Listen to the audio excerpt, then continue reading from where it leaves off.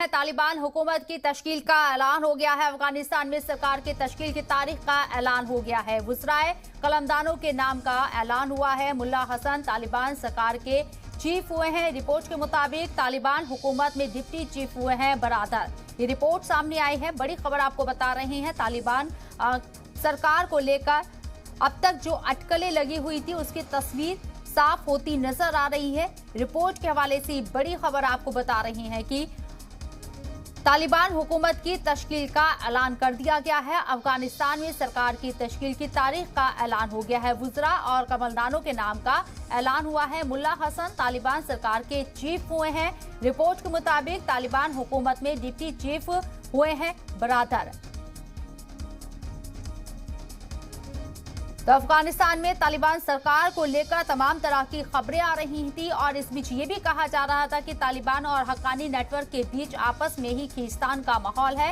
इस बीच सरकार बनने में देरी हो रही है, लेकिन इन तमाम खबरों के बीच ये बड़ी खबर सामने आ रही है। रिपोर्ट के मुताबिक तालिबान हुकूमत में डिप्टी चीफ बरादर हुए हैं। इसके साथ ही मुल्ला हसन तालिबान सरकार के चीफ हुए हैं। ये खबरें सुबह से लगातार बनी हुई थी, लेकिन तस्वीर साफ नहीं हो पा रही थी। अब रिपोर्ट के मुताबिक ये बड़ी खबर आपको बता रहे हैं कि मुल्ला हसन तालिबान सरकार के चीफ हुए हैं। इसके साथ ही तालिबान हुकूमत में डिप्टी चीफ हुए हैं बरादर।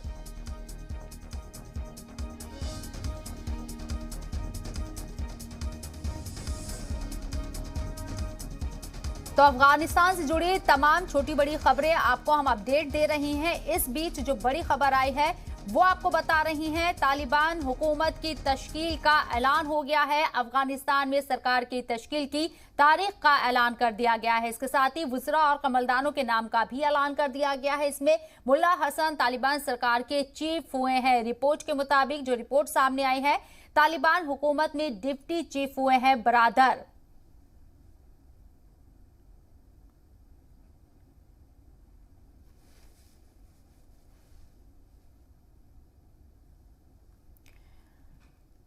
तो अफगानिस्तान को लेकर तमाम ममालिक की नजरें बनी हुई हैं अफगानिस्तान के ऊपर और लगातार तमाम चीजों को लेकर खबरें सामने आ रही हैं, चाहे वो पंजशीर का मौजू हो या फिर तालिबान सरकार का मौजू हो। तालिबान सरकार को लेकर लगातार खबरें आ रही थी कि एक दो दिन में सरकार बन जाएगी, लेकिन इस बीच बार बार मामला टलता हुआ नजर आ रहा था। और इन तमाम अटकलों के बीच जो अब बड़ी खबर सामने आई है उसमें मुल्ला हसन को तालिबान सरकार के चीफ हुए हैं वो। ये रिपोर्ट बताती है तालिबान हुकूमत में डिप्टी चीफ बरादर हुए हैं। मुल्ला हसन को ये बड़ी जिम्मेदारी दी गई है, यानी कि ज्यादातर पूरी तरह से अगर देखा जाए तो सुप्रीम यहाँ मुल्ला हसन है, तालिबान सरकार के चीफ रहेंगे, ज्यादा पावर होगी इनके हाथ में। इसके साथ ही बरादर डिप्टी चीफ हुए हैं।